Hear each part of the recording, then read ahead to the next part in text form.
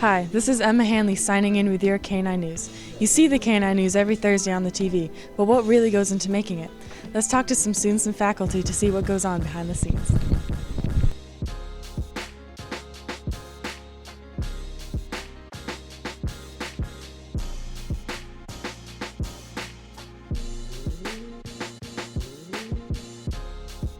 I took broadcasting because I saw the K9 News and I thought that it would be fun to help participate in it.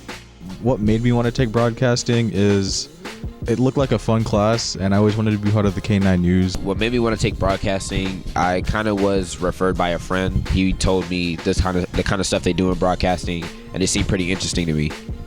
I took Broadcasting 3 because when I get out of high school, I want to major in mass communication, so I figured why not get a look now as to what I may be working with later on.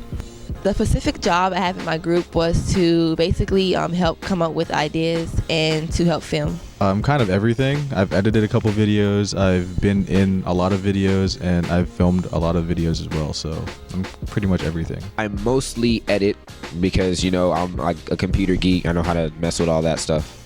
And one, you're just getting like the gist of it, just the basics. And two, you're going more into news stories. And then three, you're actually, you get a different perspective on how things look and how things should look and the way things are supposed to be created.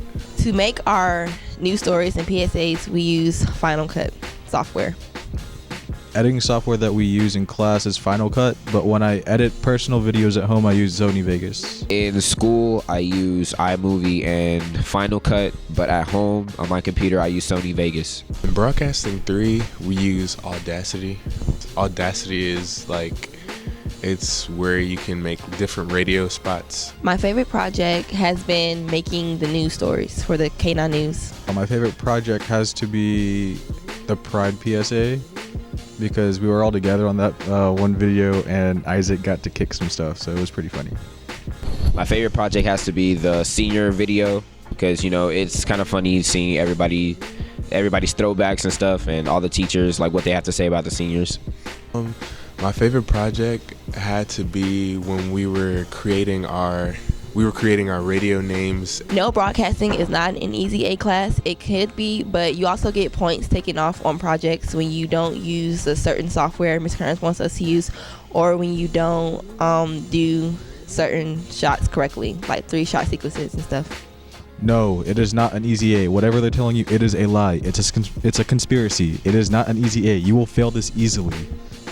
Broadcasting can definitely be an easy A if you're really interested in it, but if you kind of just take it very lightly, it's not an easy A.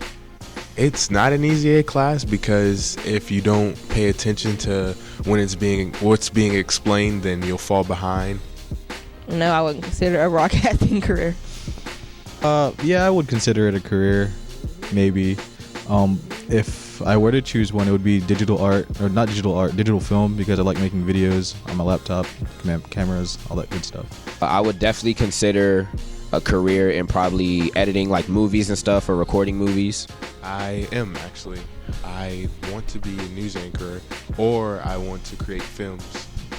I caught up with the broadcasting teacher here at Southeast, Mr. Kearns, for an exclusive interview about his broadcasting career. So, Mr. Kearns, how did you start in the broadcasting business? I got started in the broadcasting business actually working in radio. I was stationed in Hawaii, and I'd always had a childhood dream of working in radio. And so I went down to the local classic rock station in Honolulu, Hawaii, KKLV 98.5, and I talked to the manager, the program director, and he thought I had enough tenacity, and he brought me in as an intern. How has broadcasting changed throughout the years from when you started to your career to now? When I first started working in radio and then I went to school to learn video production for the military, everything was what you would call linear production. Now it's all done on computer. Everything is computerized. For a while we were still having film, but we dumped it into the computer. And what challenges have you faced working at Southeast Raleigh? I'm trying to find a way to say this diplomatically. The key problem or challenge I have faced at Southeast Raleigh is people understanding that this is a class, that the students in my classroom in room 2106 are learning something. And they're not just learning something that's an elective that they can quickly forget afterwards. The skill set that they are learning here is a career base. And how are the things that we do here at K9 News similar and different to the things that professionals do at major news stations like WRAL or ABC? The similarities come from the fact that you are learning and using the same techniques that they are using out in town. The difference lies, and I can't really think of a lot of differences other than the fact that they're getting paid and you're not. What advice would you give to students who are entering into the broadcasting industry? You got to develop a thick skin. You got to develop it real quick, because this is an artistic field. When if you get right down to it, this is art. And the worst thing an artist wants is for someone to say it wasn't very good. But you know what? You're going to get that. Now that you know what goes on in the control room, will you be signing up for next year's classes? This is Emma Hanley signing out with your K9 News.